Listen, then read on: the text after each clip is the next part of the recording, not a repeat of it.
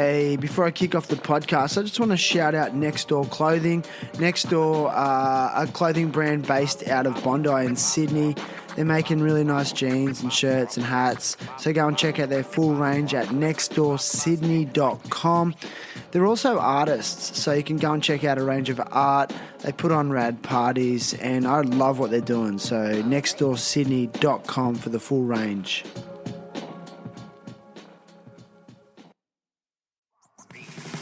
7, 6, 5. Tried to hold us back, to hold us, tried to hold us back. We will be here forever. Do you understand? Forever and ever and ever and ever. Hey, it's Shan here. This week I speak with Shan Enuks. Sean's an interesting one for me because he is actually an ex-student of mine from my very early days of being a high school teacher when I first started out. Sean was one of those little skater kids that I used to get annoyed by, ironically, because I was the same when I was young, and it's like history repeating itself. But since then, a lot of time has passed, and he's just grown into an awesome man who is now a tattoo artist, but he's also a YouTuber, and he considers himself a YouTuber, and he has a large following on YouTube, and his story is really interesting. He was in Australia and decided to make the big move to California to chase his dream of being a skateboarding YouTuber. And he's a sick skater, skates well, mad style, mad aesthetic. Everything he wears and does is so sick. And he makes these rad, YouTube vlogs. And it's challenging for me as an older skater, but I just had to make a decision to accept, this is what it is now. This is a big part of skateboarding, and I guess promoting yourself that way, and also juggling, your passion and your love, and putting that out in the world, and maybe balancing some kind of lifestyle. Sean talks about a story of being a little bit fed up with his life in Australia and his dream to move to the States, and just taking the plunge, right at the start of the COVID lockdowns. And he took the plunge and moved over, and it really worked out for him. And he made a good comment in this episode. He said, fortune favours the brave, because he felt that when he moved over there, more and more opportunities started to open up for him. And just shares about his life in a completely different country and culture, and his experience with that. So it's a great chat. He's a great guy. Go and check out his YouTube. It's, I think, Shan Enuks.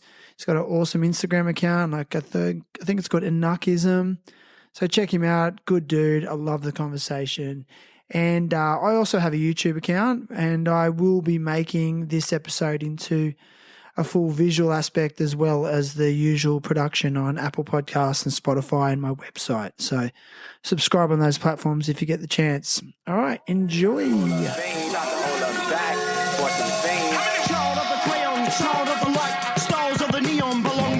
Destined to rock for eons, time doesn't exist. Shut those cataracts, capture the virtualist. Now, let's get back to what makes things seem forever, whether it's unseen, unheard, or 16 again. Not a bother, fill this old man river, kill a floor that gives all. Yeah, it was good today. It was probably 26, 27 today. Nice. So it wasn't too bad. What's the biggest difference you've noticed in climate with comparison to Australia, living in California? There's no humidity here. It's very little humidity, but it's super dry. So if you go and skate all day during the summer, your eyes get dry, your lips get dry. It's wild. Wild, hey. Yeah, man. So how long have you been in California now? It'll be 3 years at the end of this November. Would you say it's the best decision you've ever made? Yeah, for sure, because I was at a turning point in my life, and I was like, I can either sit at home in Campbelltown thinking about what I could have done, or I can just try and go and do it, Rad. And then what was it that you were trying to achieve? What are you trying to do there? Well, I've been coming back and forth from the States since 2018, so I really like it here. And the skating is just on another level, everyone shreds over here. And I just wanted to be around that kind of energy. So each trip I would take to the States, I would skate, I would come back to Oz and try to harness that energy and like keep it going kind of thing. And I would have on like skate events and stuff. We did Halloween a couple of years in a row. What else did we do? We did something else, but there was a bunch of people involved, and it was like kind of putting energy into the scene there. I guess because I'd watch guys over here do it, and I'm like, that's sick. Why isn't anyone doing it in Australia, you know? So I felt like that was something to be kind of filled in down there. Do you feel like there's less of a community amongst the skateboarders in Australia compared to over there? Yeah, for sure. Because I just feel like skateboarding in Oz is kind of just like a pastime, you know? People just go to the park after work or after school, hang out with their mates, which is great, but it's kind of just like it's not really like let's go to the park, let's get clips, let's like push each other. It's just kind of like whatever. Yeah, right. So are you feeling more motivated to progress in skateboarding or other areas? I mean, it's kind of hard not to progress here because you're skating with so many good people, and it's just kind of a natural progression. I feel like I do want to progress, but I don't want to I'm not trying to throw my body on the line kind of thing. Like I don't want to be jumping down no 20 stairs or anything like that. Yeah, so rad. Well, listen, man, I'm so stoked to have you on the show for a variety of reasons. I think we've had some kind of connection in the past. I think maybe I was your teacher at one stage. I can't even remember. 100%, yeah. So can we talk about that? I'm just curious. For sure, yeah. I was really trying to place you, and I know you were friends with Leon Paxton. Yeah. Yeah, and I remember Leon quite well, and I do remember you, but it's vague. So Leon was in the grade below at Lumia, so we would skate a lot on the weekends and stuff and after school. I think it was just that Lumia crew, really. It was like Leon and I and like Jesse Moore and a few others. So sick. Yeah. It's so rad. Yeah, and I guess for me now that I'm getting older, and then I watch your clips on Instagram, and I also watch your YouTube channel, and it's just so rad to see you sort of develop into this just really down to earth, humble human. Thanks, man. It's really satisfying. Actually, it's something I never expected with the job. You know, so right. I remember you were a PE teacher, and we were walking to go to school sport, which is bowling down at Lumia. And I think Leon and I ducked across to the park and tried to skate a bit, and you came over and busted us, and you're like, go on, do something. I think I tried to frontside flip the hip in front of you. I didn't get it, and I was like, damn it. So I remember seeing that photo of you in Slam magazine back in the day. I think you were doing an air. Okay, yep. Right, dude. That's so funny. Yeah, I cringe sometimes because sometimes being a teacher has put me in positions where I have to be someone I don't want to be. So I remember at my school in Wollongong once there was a skater trying to ollie the stairs out the front of the school, but it was right at the end of the day when everyone was trying to get onto the buses and it was super crowded and just he was hucking himself down it was like an 8 or a 10 stair. And then my principal was like, oh, Shannon, you're a skateboarder. Go and stop him. I'm just like, perfect, dude. I was like, I don't want to stop him. But I had to go and be that guy. And just go, hey. I'm like, yeah. So I was on the other side of the because my whole life been getting kicked out of places. That's a weird you're on the other end of the stick there kind of thing. How did it feel? Were you kind of like, what do I say to this kid? What do I do? I felt shit. Yeah. Right. And I felt like I'll never do it again. Yeah. So tell us about, where'd you grow up, man? Tell us where you spent most of your childhood. I grew up in Campbelltown pretty much the whole up of my life until I left here. Campbelltown was all right. I mean, I probably had the same experience as anyone else growing up in Western Sydney kind of thing. Like a lot of kids at school, playing footy or playing soccer or doing whatever, you know. I wasn't allowed to play football as a child, but my parents let me skateboard. So that's kind of weird how that works. Well, did they consider it less dangerous? Yeah, my mum just thought I was too small and too skinny to go up against the Islander kids playing rugby league, so I wasn't allowed to play rugby. Yeah. But she just fine with me skating, which is so good. For those that are unaware, where is Campbelltown geographically in the world? Southwest Sydney, Australia, I would say. Yeah, I wouldn't say it's Western Sydney; it's more East southwest because Wollongong and the beaches and stuff aren't far. It's only really 40 minutes from the beach, really. Yeah, isn't it? super, super close in hindsight, man. Yeah. Do you miss it in any way? Dude, I miss it so much. Like, I'll say to my missus, like, it's that feeling of waking up in Australia and you can hear kookaburras singing. You can just hear the wildlife outside. You don't get that in the States. Right. No way. Yeah. Yeah, They're little things I wouldn't have considered. You miss the for sounds. sure. Yeah, just the sounds and like the feeling of like, you know, you can hear that it's hot outside because you can hear the cicadas, that kind of thing. You don't get that. Yeah, no, we don't really hear birds here. There's no cockatoos or anything. We don't really hear much here. Just sirens and. Do you, with your childhood, like your early days, would you say you had a pretty good relationship with your parents? With my mum, for sure. I'm really close to my mum. I'm an only child, so we kind of had that bond. With my dad, not so much. Like, he struggled with addiction pretty much up until now. So he was kind of there, but he wasn't. Like, I remember him sitting on the couch a lot, just on the nod, watching the midday movie kind of thing. He didn't really do much, so I was kind of just left to my own devices type of thing. Okay. And your mother would be at work and things like that? Yeah, my mum had to go out and work, and he just kind of sat on the lounge and, yeah. Do you mind if I ask, like, what kind of addiction it was? Was it it was like alcohol, drugs, like he's on methadone now, and they use methadone to wean heroin addicts off heroin. But I hear that methadone's harder to get off than heroin. So yeah, actually, one of my past guests, Justin Cox, he talked about that too. Because he struggled with heroin addiction, and he said that methadone was the real evil. Yeah, it's tough. Yeah, fast forwarding to where you are now as an adult. How would you describe your relationship with your father? I mean, I'll ring him on like Father's Day and his birthday and stuff and just say, hey, how's it going, blah, blah, blah, you know. But it's kind of like I was saying to my girlfriend the other day, like my uncles talk to me more than my dad does. But it's at that point in my life, it's like I'm older now. I can see in hindsight how he was, and I was just a young kid, so it's like whatever, you know. I'm here now, and I didn't let that kind of affect who I was, because I could have gone a total different way. Like, I grew up in housing commission my whole life, so I was surrounded by kids that were just like on the street and just like got into drugs and alcohol really early, and I kind of just went the other way.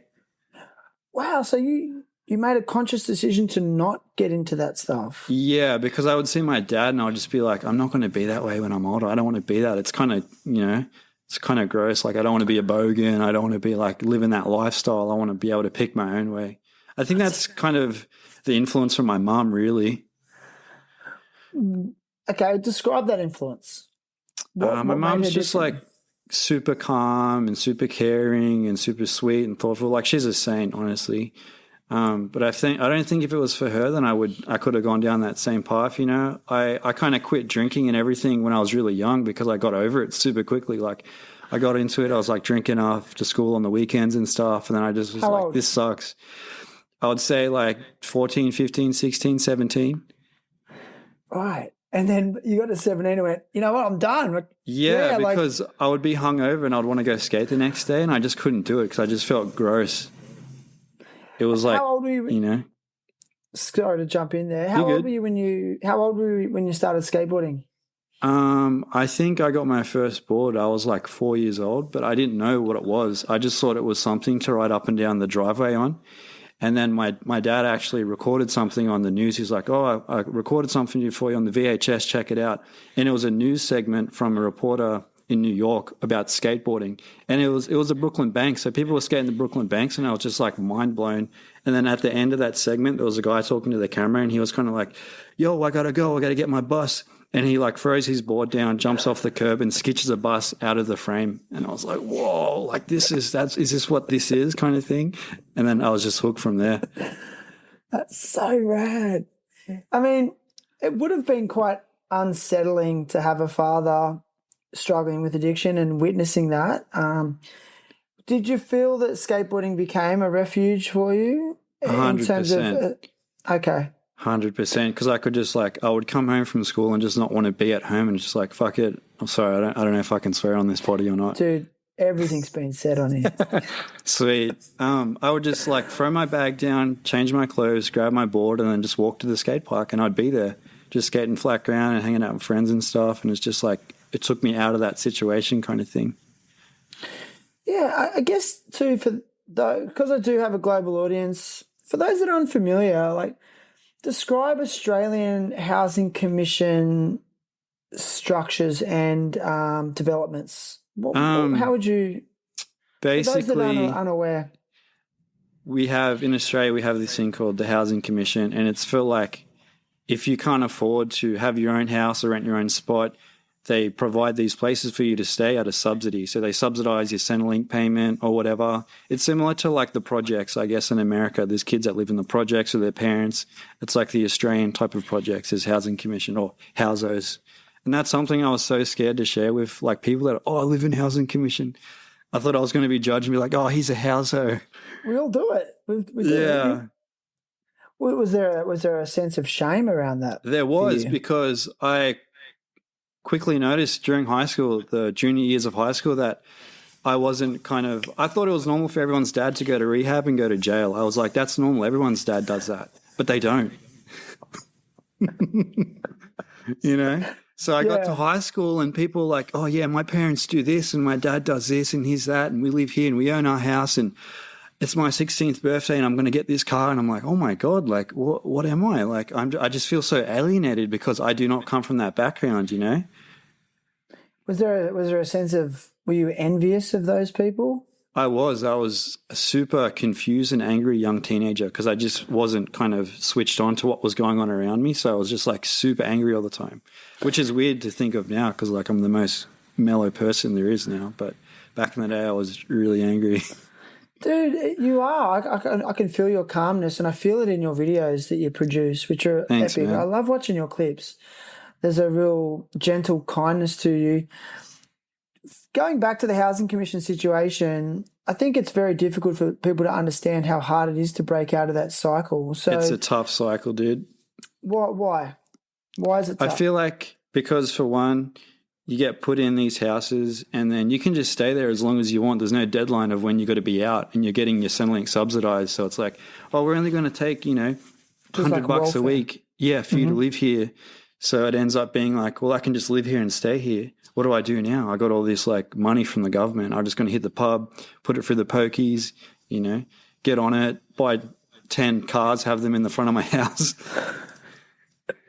Ones that you're going to fix up. So Yeah. So it's like this tough cycle. And then kids are born into that cycle. They grow up believing that's normal. They see their parents, how they are. And then the cycle just kind of continues, Do you think, like, we're in a society that wants to support our underprivileged, so that's a good thing. But do you think... For sure, Australia's the lucky country, dude. Like, especially from living over here now, like, Australia is the lucky country. Because, I mean, what's the comparison to California? They're not supporting their disadvantaged the same, Nothing, are they? dude. There's very minimal programs, like my mate flew up from Sydney and he's like, dude, this is crazy because we drove through LA and there was just homeless people everywhere and the tents on the footpath and stuff. And he's like, is that normal? I'm like, dude, they live there. They have their little communes of just tents and stuff. And they just kind of live all together. And you would never see that in Australia, Well, that's the irony is like people that live in Housing Commission here would be the people that live in tents over there, yes, correct? 100%, yeah. I think that's interesting for people to hear. I guess what I want to ask you is that do you think to an extent then that we are maybe supporting them too much and that is creating a vicious cycle of... 100%, yeah. You think so? You think it's too much support? I feel like it's too much support and not enough guidance. If they were like given this support plus the guidance, like, hey, if you guys want to level up in your life, there's ways to do it. You don't have to live this shitty life where you're just living in the houses, just surviving off Centrelink, and it's like you can level up and get out of there. And people have, but it's a small percentage. Yeah, it must be tricky when you pay $100 a week rent, but then if you go and get a job, you've got to then start paying more. It's like they figured it out. Yeah. Right. What are some of the I guess antisocial behaviours that you were exposed to as a kid that you can really identify? Just drug use and alcohol use and domestic violence, just stuff a kid shouldn't see at that age, It kind of put me into this weird fight or flight mode where it's like I'm always kind of on edge, paranoid, thinking something bad was always going to happen. And that I kind of, in hindsight, I understand how that was for me. because I was just a small kid. I didn't really have that safe space with my parents. There was never like a time where I felt safe in the house with my parents. I was always kind of like, something bad's going to happen. It's been chill for a week. Something's going to happen soon, you know? I mean, I hope this isn't triggering. I don't want to push it too No, far. not at all. Not at all, was there domestic violence between your parents? Yeah, like my dad would hit my mom and stuff, and there'd always be yelling and stuff. And like one of my first memories as a kid was I was laying on the ground watching TV, and my dad like got up in a rage and like flipped the coffee table, and it like nearly landed on me, and I was like 3 or 4 years old. So it's just like, that's like one of my earliest memories, which is wild to think back on. Yeah, and I guess as a child, you do go into fight or flight, and knowing what I know now about child development is that it kind of can set as a default mode of reacting to the world, even as an adult. Yes, that's why I feel like confused kids end up becoming angry adults, because they haven't figured out like what is going on within them, so they just react to everything like that. I mean, has that translated into your older years? Like you said, you're an angry teenager. Yeah, I was a super angry teenager. Like I'd come home from school and like punch holes in my bedroom type of thing. Like it was ridiculous.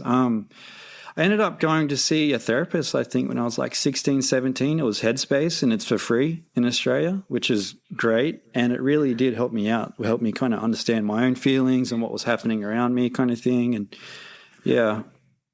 That's so cool, because that's what I wanted to ask you, because if I relate my own experiences, you know, I grew up in Nowra on the south coast of New South Wales, you know, which is 2 hours south of Sydney for those that don't know. And it was a very violent place. There was a real fight culture. And, yeah, there was domestic violence. I didn't grow up in a housing commission, but I was exposed to various levels of violence. And I thought it was normal.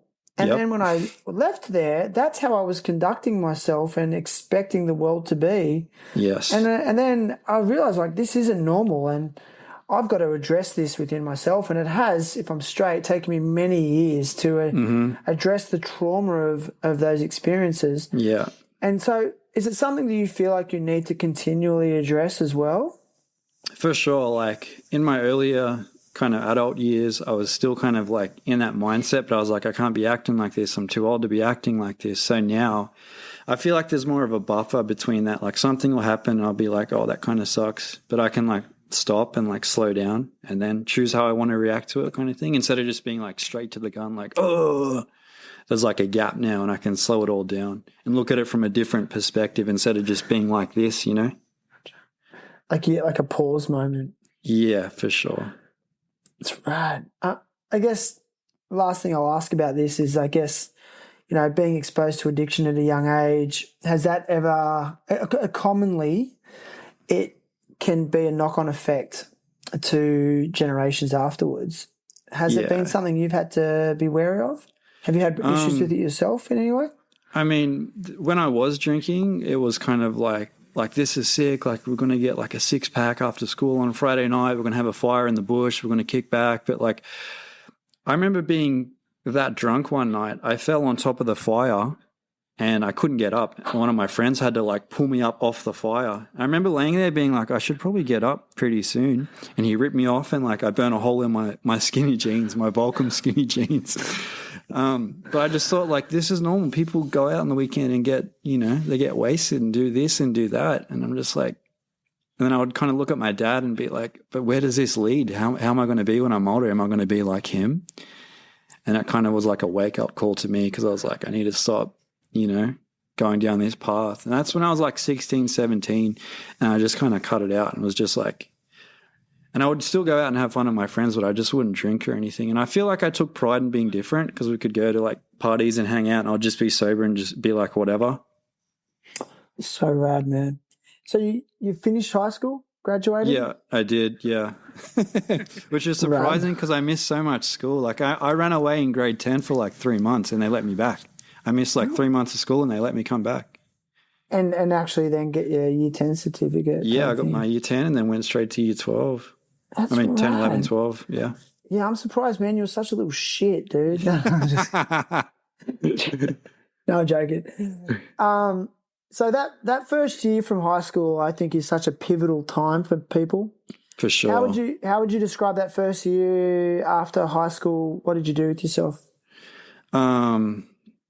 Pretty much I was heavily into graffiti by like grade 10. So 10, 11, 12, I was writing graffiti. That was kind of like my journey into the art world and like discovering, oh, this is cool, this is art, blah, blah, blah. So pretty much straight out of high school, I was pretty much going to every shop our side of the bridge in Sydney trying to find a tattoo apprenticeship. And I got shut down heaps of times. And then I come across this one shop in the Cross, Sleeve Masters, and they were kind of like, I went in, they were kind of like, yeah, we actually need a counter hand to work, Wednesday to Sunday, 8 till 4 in the morning. And I was like, okay, sick. And they were like, yeah, work the counter, and that's how you get your apprenticeship, and it'll lead into that, and you'll be tattooing. And I was like, awesome. So I was 18 years old, catching the train to the Cross, working till 4 in the morning, skating down William Street to Town Hall, and having to get the night rider bus from Town Hall to Lemire Station, then walking 20 minutes through the bush to my house 5 nights a week. 5 nights a week? Dude, at it was time? like, what time I would get off at be... like 3:30, 4 in the morning. So I'd get home at like 5:30. Yeah, dude, it was rough, man. That's dedication, dude. I love that. I was super dedicated at that age. How many years did you do that for? I probably worked in the Cross all in all, probably a couple of years, 2-3 years. And then I've worked in like a dozen or more shops back home in Sydney. You said you started getting into like art and graffiti culture. Was there anyone in particular that inspired you to get into art in the first place? Any teachers or any other? It was weird you say that, because I had always seen Supus around the school and seen his classroom and thought like, oh, this is cool. I wonder what this is. I didn't really know what graffiti was.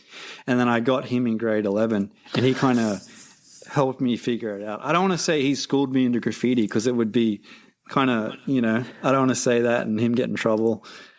But he opened you up to art and that style, of, 100%. That style of art. Yeah, Adam 100%. Supus. Shout out Adam Supus. Yeah. That guy's such a legend. Yeah, skateboarder as well. Yeah, I remember he built a little mini ramp for for Mad one year, and we got to skate it in the classroom. It was sick. Yeah, he. Now that I've been teaching for, I guess, longer than I care to admit, I think he's one of the best teachers I've ever met. He had this really good balance of like, he would push the boundaries of what you're allowed to do, because teachers are so regulated. Yeah. But then maintain this level of professionalism. But he always had this mindset of like developing the individual. For sure. So he wanted to bring out whatever that individual's strengths were and then hone in on that. He was never trying to shape young people to be a certain way. Yeah. And I learned so much from that, because up to that point, it's like, you have this desire to turn them into something you want. Mm-hmm. But he wasn't. He was just facilitating their own. Facilitating the individual. So it's rad that you mentioned him. I was hoping you'd mention him. Yeah, he's a... So you did a few years working in King's Cross in Sydney, just as like a desk hand, as you say, at a tattoo shop. And in that time, while you were doing it, were you practicing art or practicing the art of tattoo? Can you go into that? Yeah, I would be drawing. Like once pretty much what happened, it was when I was in grade 12, I got my first tattoo from my best friend at the time, his older brother, which was another graffiti writer, and he just started tattooing. And I was like, this is sick. Like as soon as I got my tattoo, I was kind of like, what if I could do this as well? And that's what sparked it. And then I was just kind of like up every night till like 3 a.m, just like drawing in the lounge room until I was like, okay, I got some drawings here. Hopefully someone will give me a chance, And looking back, those drawings were shocking. I've still got the portfolio at my mum's. Dude. So once you sort of completed that, where'd your life take you from there after that time? I feel like, where did I go after the Cross? I worked at a bunch of different shops, probably spent the most time working at a shop in Cabramatta, and from Cabramatta I was then at MacArthur in Campbelltown for a bit, and then just before I left I was still at MacArthur, so I'd just been tattooing in my hometown. Yeah. Tell us about the experience of the first time you actually inked someone. Oh man, Do you remember that experience? I was like shaking like a leaf, dude. Because what happened, someone had quit at Sleeve Masters. They were like, Justin quit, so you're going to be tattooing a few days now. And I was like, it was like a sink or swim moment. They were just dropping me in the deep end. So I was like, I need to not sink. I need to figure this out. And I remember the first 2 ladies that came in. The tattoo was a tribal turtle she was getting on her wrist. And I was so nervous. I was like, oh, I just got to pop out the back and like do something. And I was just out the back like trying to calm myself down because I was shaking so much. And I was just like, all right, I just got to put on a brave face and like get through it. Did she know it was your first time? No. She didn't know. I was like going to put the stencil on. The paper was the wrong way around. I'm like, what am I doing? I'm like, oh, it's the wrong way around. Like, how do you practice for that? How do you practice for skin? Obviously, drawing on paper is one thing. Yeah. But how do you practice for skin?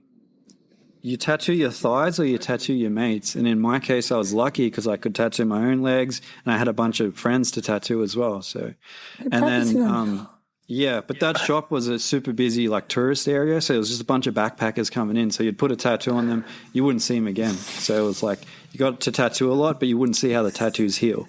I mean, I'm really curious because I have no tattoos, and over the years, it's been something I've contemplated, and I've had ideas, and then I changed my mind. Yeah. Like, aside from like maybe messing up the actual drawing, like what are some other things that can go wrong with tattoos in terms of the technique? Going too deep, going not deep enough? You can go too deep and scar people up. I feel like going not deep enough is probably better because you can always come back over it and touch it up. But if you go too deep, it blows out. It just looks horrible. And yeah, I blew out a lot of tattoos on my own legs, so I kind of learned from that. So you don't care that they're with you now forever? Not really. I wear pants all the time anyway, so I'm like, yeah, I'm never really in shorts. But yeah, I just kind of tattooed myself and like read a lot of books because when they first started letting me tattooing, they were just like, here's a machine, figure it out. No way. Yeah, and since then I've had friends that have apprenticed under me, and I've been like, all right, sit down, this is for this, this is for this is how you do this, how you set up. Like I tell them everything that I didn't get told to make sure that they have like a way better experience than I did, dude. So I probably scarred people up for like the first year or two of tattooing. I just like they used to call me the butcher back home. My mates call me the butcher. How do you I think feel it's about funny that? now. It's funny now. feel Back bad? then I was, but yeah, but we were young, you know, so it's like you're just helping your friend out, letting them tattoo you. So yeah, try to touch up and fix what I can now, but yeah. Okay. I mean, it's such an intimate experience. I feel like it would be a very intimate experience because effectively you're doing something to someone that's going to be with them forever. You're penetrating part of their body. Yeah. That sounds like a weird word. But I feel like that experience would stay with that person forever. Oh, now, 100%, yeah. Yeah, like do you feel like that you in some way bond with every single person you tattoo? 100%, dude, because it's like the barbershop talk. They come in, they tell you their life problems and this and that and the other. So you end up getting to know people pretty well. I try to keep it like at a level where it's like I can relate to them and understand them and not try to go too deep, because if you're tattooing so many people a day, it's just so much to take on, you know? So I've had to learn how to kind of draw the line there and just give them enough and not over, extend myself in a way. Emotionally? Yeah, because it's like you're hearing all these stories and this and that. And you kind of take it on a little bit. Yeah. Like, do you feel like a counselor at times? For sure, yeah. And people always leave like, oh, that's sick, like cheers to the tattoo and like the conversation and blah, blah, blah. And I'm like, yeah, no worries, good, best of luck with it all, Wow, dude. It's so interesting. I see a society full of tattoos, Yeah. And I wonder if there's regret. I must admit. Oh, 100%. I have both of my legs full of regret. I love how you laugh about it. So it's like, what do I do now? I just live with it and, it's whatever. What keeps you going back to it then? Like, what keeps you, because I know you're heavily tattooed. Like, why do you want more tattoos? What does it do for you as a person, spiritually or emotionally? I mean, when I was younger, I wanted to be heavily tattooed because when I was a little kid, I remember seeing like rebels, like bikers just like tatted up, like, and I'm like, that's sick. I remember there was a Slam magazine that I'd opened, and I think it was an ad for Blind, and the guy was wearing a Blind t-shirt, and it was just his arms folded like this, and he had 2 sleeves, and I was like, that's sick. Like, I want to get sleeves when I'm older. So back then it was more of like an image thing for me, I was like, I want to kind of look that way. And like, I don't know if you remember what I looked like in high school, but I used to have like massive stretches and like piercings and stuff. So I feel like that was just kind of my way of being like, I'm expressing myself for how I look, as a young person does, you know. I'm going to get a little bit deeper. Is it for people? Some people who are. Do you think some people do it because it's born from a discontent with who they are as a person, and they're trying to change themselves through tattooing? I mean, for sure. I feel like when people come in, they're like, I really needed this tattoo. You know, I've had the roughest last month. It's been so rough for me, blah, blah, blah. So I just wanted to come in and get something for me. So I'm like, I can understand it in that sense, you know. But sometimes people just want to get tattooed just for the image, really. I'm guilty of that for sure. Right. Yeah. Your tattoos look great. I mean, Thanks, man. Thank you. Seeing what you're doing. I want to go back to your life so you're in MacArthur tattooing, and what was next after that? At what stage did you start to? Well, how would you describe your life at that time? Were you happy with life when you're tattooing at MacArthur Square? I was kind of I had just broken up with this girl back home, and we'd been together for like 5 years. So I was at a weird spot in my life where it's like, well, what do I do now? I have all this time to myself. I'm just kind of going to work, tattooing, whatever. And it was kind of just like, what do you call it? I was kind of just felt like I was going through the motions kind of thing. Just go to work, tattoo, come home, have a nap, you know? A Groundhog Day. Yeah, yeah. And then what sparked it? I feel I was at someone's house, and someone I'd met from skating, and he put on YouTube, and then we started watching this guy's YouTube channel. And at first I was like, what are they doing? This is so weird. Why are they filming themselves talking and getting like skate clips and stuff? This is kind of weird. And I just fell down that rabbit hole. So I was kind of like, what is this whole thing of like skateboarding on YouTube? I've never seen this before. So I was a hater at first, and then I kind of grew to love it, you know? Dude, I was a hater too, but I'm trying to be open-minded and go like, this is kind of where we're at with skateboarding now. Yeah, yeah. Like, it's a weird kind of... Being a YouTuber is a legit thing. It's a thing, yeah, it's a thing. And I feel like, obviously, you know, we're both from Oz. There's that tall poppy syndrome. So you're brought up in society and you're just like, oh, what's he doing? He's doing something different. That's weird, you know? Why would you do that for? You're going to get nowhere. It's that kind of weird tall poppy syndrome that I feel like a lot of Australians don't even realise that they're participating in. It's so ingrained in our culture, right? Yeah. But it's also, I think too, if you're perceived as someone who's self-promoting, that's when we love to chop those people down. Like, he's up himself. He's a wanker. Yep, 100%, yeah. And that's what happened to me. Like I was like, I'm going to do like skateboarding, YouTubing, Instagram and stuff. And like I had friends that I had lost because they just seen me and were like, you know, they'd bully me about it. And I was just like, if you're not with it, then don't worry about it, you know. You're not going to be my mate very long. So I just kind of cut them off and did my own thing. Yeah, see, because you're a great skateboarder. I love watching you skate. I love your style. Thank you. I appreciate that. And your overall steez. But even like for me, skateboarding's more than about tricks. It's about how they're done, about the aesthetic. Your aesthetic's 100%. Great. Like, I love what you wear, the boards you ride. Like, it's all those little details. Like, you've got that. Was there ever a point where you're like, I want to do something in skateboarding? Did you not want to try and go the traditional route of like, you know, let's get sponsored or let's get photos in magazines, things like that, skate comps? When I was a kid, my dream was to become a pro skater. Growing older, I didn't know how to do it. I didn't know how you go from someone just skating to a pro. I wasn't around the right people at the right age to be like, you need to do this, do that. I had no idea. I was kind of like, just skate and then something will happen. And then you're seeing this YouTube clip and it's like, this is how I'm going to do it. Yeah, I was just like, if I can do this and like, you know, skate and broadcast it, like I'm going to make videos that I like and that I think are cool. Hopefully other people will like them too. Well, they obviously do, because I've seen like the large following you have. And now that I know about what I know about content creation, like it is so hard to engage an audience. It's not just as easy as producing content and then it'll pop off. Like it takes a lot of work. Yeah, it's crazy, man. Like I look back and I'm like, I feel like I'm kind of really grateful because my audience is super supportive. Like the comments will be like, yeah, this is awesome. Like keep it going. This is sick. Thank you for uploading.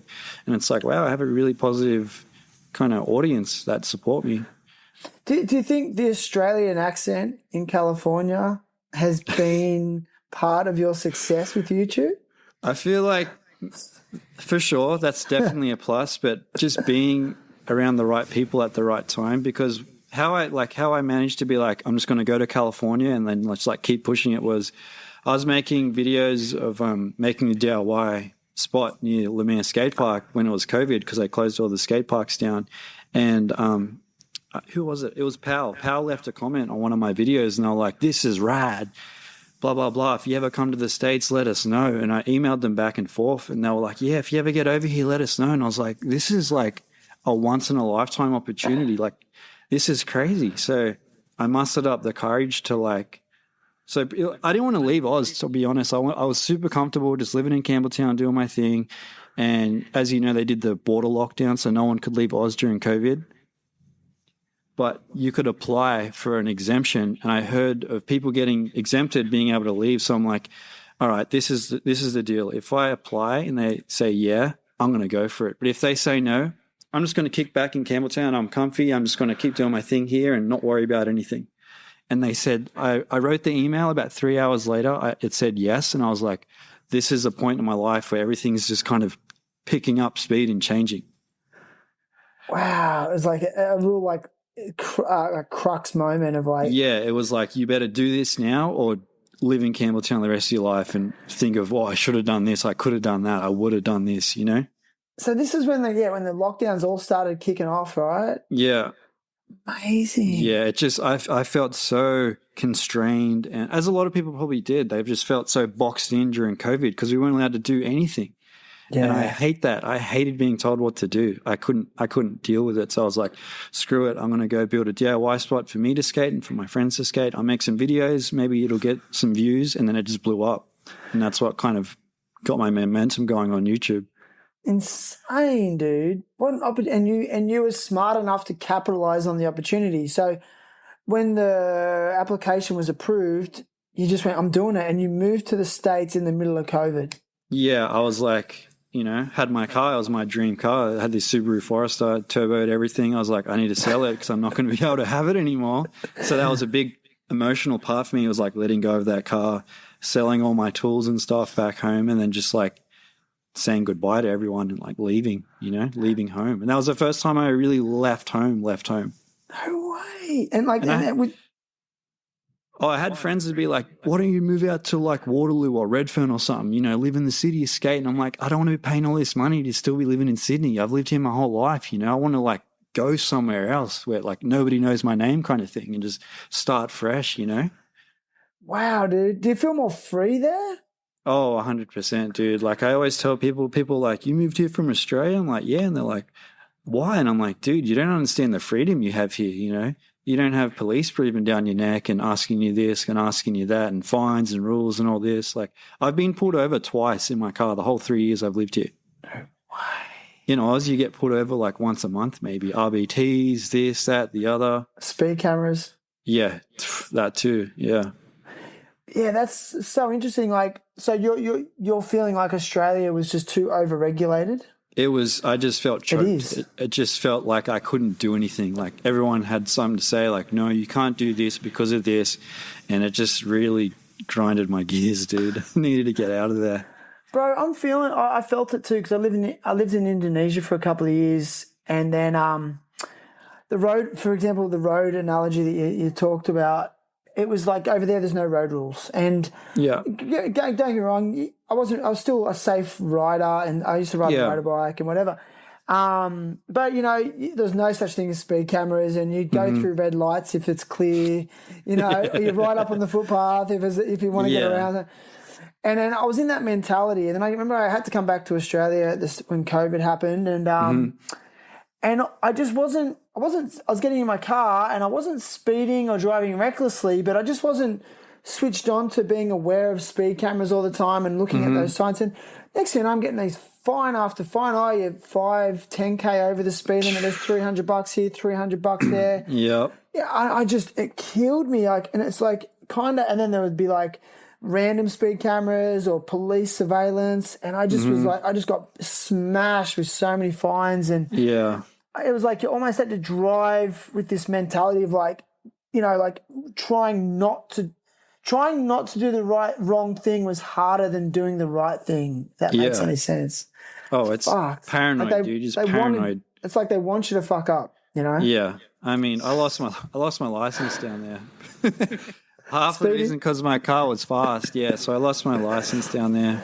But yeah, there's just so many rules and stuff, and I just wasn't with it. I didn't like that the government was just like. Don't get me wrong, the government is kind of like a big babysitter. Like if you need Medicare, Centrelink, they've got your back. But there's a lot of things that you can't do, and I was just sick of it. I wanted something new.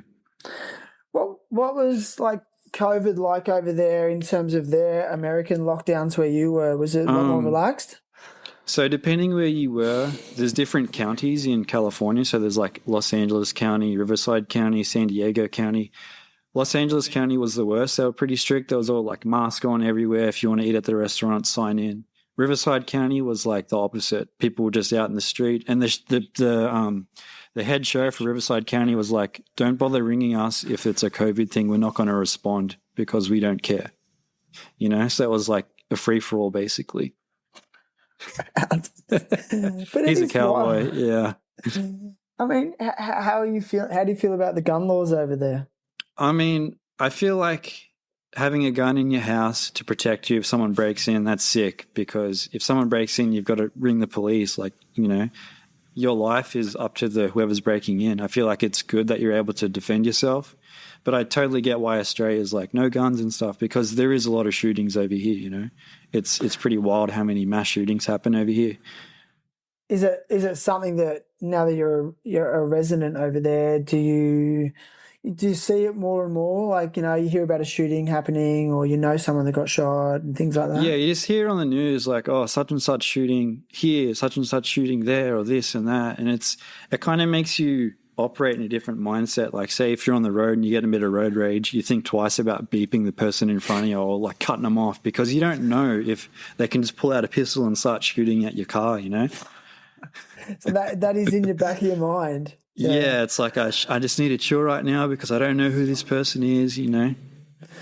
Yeah, I mean, I've been to the States and I had an experience with police over there, and the police were gnarly. They were really heavy-handed. Make the coppers in New South Wales look like primary school kids, man. Honestly, it's insane. Like the cops here are like gnarly, dude. Like especially like LA, like they don't take shit. Yeah, I felt that. Yeah, so I mean, as a skater, how are you approaching those situations with security guards and police here? I just try to be respectful. You know, if they come up and they're like, "Yo, you can't be in here," I'm like, "Okay, cool, no worries." Sometimes they're cool. Sometimes they're like, "Oh yeah, we got a call about you guys. Like, just leave now, and then once I leave, you guys can come back, whatever. I don't care." Just like, oh, sick, dude. You know, that's awesome. Yeah, it's just great to hear the perspective. I mean, I was like you, I wanted to be a pro skater when I was younger, and California was just the dream, you know. Yeah. And I never did it. I never tried to chase what you're chasing. It's amazing. It's crazy though, because like thinking back, like who were the main dudes that left? I was like Dustin Dolan came up here really early. Who else came up here? I feel like Duncan was doing his thing up here for a bit as well. Yeah. Dane Berman's up here skating, Jake Hayes, like all those Sydney dudes. Yeah, it's amazing how there's been a few, but it's a very small handful of Australian skaters that have actually made it in skateboarding over there. It must be so tough, but I'm really intrigued by you because I sort of see you as this next generation of like, I don't need a brand to turn skateboarding into my lifestyle. I'm just going to do it myself. And like, I know you're not quite there. I know that you still work as a tattooist over there, correct? Yeah. So once you moved over in COVID times, were you able to get work as a tattooist immediately, or how did it all play out? Was it tough times? So pretty much what happened was I came over here, and then the girlfriend I had at the time was like, yeah, you probably shouldn't work because of COVID. And I was like, all right, whatever. So the first 3 months I didn't work. I was just kind of skating, making YouTube videos. And I was kind of running out of money. I'm like, I'm just blowing through my savings here. Like, I need a job. And I had met someone the last trip I came up here that owned a shop, and he was pretty much like, if you ever come back, like, let me know. I'll hook it up for you. So I just hit him up, and pretty much as soon as I messaged him, he was like, yeah, come in right now. We're going to be busy tonight. And then it just found a job like that. So I feel like a lot of opportunity has fallen into my lap over here. As like back home, I felt like I was just like working so hard the wrong ways and nothing was happening. And then I came over here and it's like everything just kind of fell in my lap. Because you took the plunge? Yeah, 100%. It's amazing what the magic that happens when you step into the unknown, right? People thought I was crazy. I posted a video when I first got here. I'm moving to California. Some guy left a comment. He's like, I've supported you this far. I can't support you anymore. I'm so sorry. I feel like you're making the wrong decision. I'm out, and like unsubscribe from my channel. Took it so personally. Man, people are strange. Yeah. I get weird massive messages like that through because of some of the podcast episodes. I think you've put yourself in the public forum and you've shown people your life, and they do feel like they know you as a person. Yeah. Are you getting that? Because you have, like I said, I think you have quite a large subscription base. It's compared to most people. It's Thanks, big, right? man. Yeah, I mean, So we'll go to the mall. Yeah. And kids would be like, oh, my God, Sean Enuks, yo, what's up, man? Like, can I get a photo? And I'm like, oh, sure. And, like, we'll go to skate parks and people will be like, hey, man, like, I like your videos. And I'm like, oh, thank you. That's awesome, you know. You're getting that. Yeah, it's so bizarre because there's a local skate shop that I go here to. And I went in there one day to buy a board and some little kid was like, I feel like I've seen you on a YouTube video before, blah, blah, blah. You did a board setup. And I was like, oh, yeah, cool. It's just like some little kid. And I was like, this is sick. Like, I'm on the other side of the world and people are, like, recognizing me kind of thing. Are you comfortable with referring to yourself as a YouTuber? Yeah, I mean, it is what it is, you know. I feel like back in the day, I knew that I wanted to do it, like back in Sydney, but it was just so much kind of grey area around it. People didn't know what it was. People hated on it. It was a kind of a weird thing. Then I came up here and it just felt like it was so natural and so normal because everyone's skating and filming and getting clips and it's like the norm, you know. It's like if you were in Sydney and someone was like, oh, yeah, I want to be an actor, you'd be like, oh, okay, it's kind of strange. But here, someone said to you like, oh, yeah, I want to become an actor. That's completely normal. Legit. It's just a cultural thing, you know. Okay, well, I'm going to challenge you a little bit. If you came back to Sydney now, would you have a problem with telling Australian people that you met that you're a YouTuber? If they said to you, what do you do? And you said, well, you're a tattooist, but would you say, oh, I'm a YouTuber as well. Would you say you're a YouTuber? 100%, yeah, 100%. Would there be more trepidation though? I mean, in the back of my mind maybe, but that's the reality. Like I've worked this hard to gain all these things and like move my life and create a new lifestyle for me. I'm not going to like take shame in what I do kind of thing. Right, dude. You know what? Fuck them. Like, and that's it. They're just, you know, they're going to have their 2 cents and it's whatever. Who cares, you know? Yeah, and it's taken me so much of my life to get over that and just not. And people say, I don't care what people think, but I always have. But I'm finally at a stage in my life where like, I don't give a fuck. Like, yeah. I'm going to do what I want to do. Like, I want to produce podcasts and talk to rad people. I think it's sick, dude. It's so sick, man. And I tell people say to me, what do you do? Oh, I'm a teacher, but I'm a podcaster. Yes, yeah. And I used to be real like how embarrassing. You know, I'm waiting for the tall poppies, like fucking let's cut me down. Let's go. Yeah. I'm just like, you know what? Fuck you. I'm doing whatever I want. And if anyone wants to judge me like that, I don't want you to subscribe. And I don't. No, that's it. They're the wrong people anyway. But I think you produce rad content, and I think it's also educational, man. From a skateboarding perspective. I was watching one of your videos. You were learning backside spits, like you'd been battling backside Smith guys. Jeez, yeah. And, you know, I must admit, like, that's a trick I can't do, but I was, like, watching you, learning with you, breaking it down in my head, getting tips. I try to share my experience kind of thing. Yeah. Hopefully people can relate. Do you think you're getting better at public speaking? For sure. We had this convo the other night, actually at dinner with my missus and her mum, and they're talking about public speaking, and my missus is, like, dead scared of like talking publicly. And I'm like, I reckon I'd be fine. You know, say, you know, g'day, how's it going? I'm here to talk about this, blah, blah, blah. But honestly, the first few times of me making YouTube videos, I was like, hey, what's up, guys? And I'm like, oh, that sucks. I need to record it like 10 times until I feel like it's okay. Now I'm just like, camera out, blah, blah, blah, blah, blah. Even if there's people around me at the skate park, I don't care. Right. I'm just asking for a friend, but what would you say to someone that wants to start a YouTube channel? Perseverance, for sure.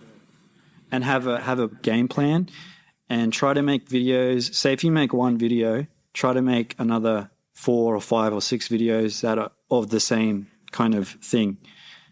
So it's like a group of videos. So they watch this video, that leads into the next one. Oh, what happens next? They go into that one. Or they might see this video and go, I want to know what happened before. They go back to that video. It's a constant kind of cycle. Okay, gotcha. Yeah, so sure. you group them into sort of small categories. Yeah, that ideally anyway. Yeah. I mean, that's what I did with the DIY stuff. There was like DIY Diaries episode 1, episode 2, episode 3. So people were seeing the progression and being like, oh, when's the next episode? I still get comments now. When are you making the next DIY Diaries episode, you know? Can we talk monetization on YouTube? Yeah, for sure, for sure. How hard is it? It's easier now because YouTube have made the requirements lower. It used to be you have to have 1,000 subs and 4,000 hours watch time.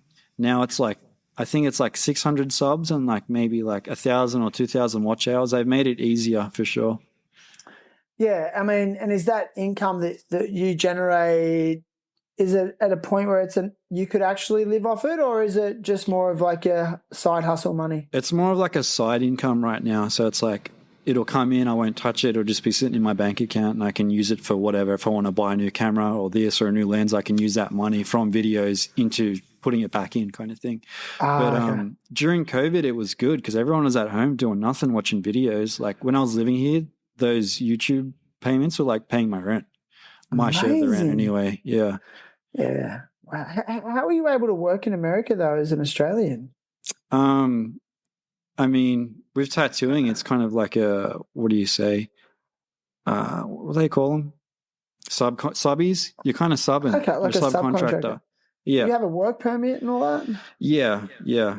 Okay. So I had to go through and get like my license from the county I was working in for like bloodborne pathogens and stuff so they could like know that I'm not stupid and I know how to like work people's blood and everything else. So yeah, that kind of stuff was easier to attain because in New South Wales you have to pay $700 and then you've got to go to the police station and the police take your fingerprints and your palm prints to make sure that you're not a bikie.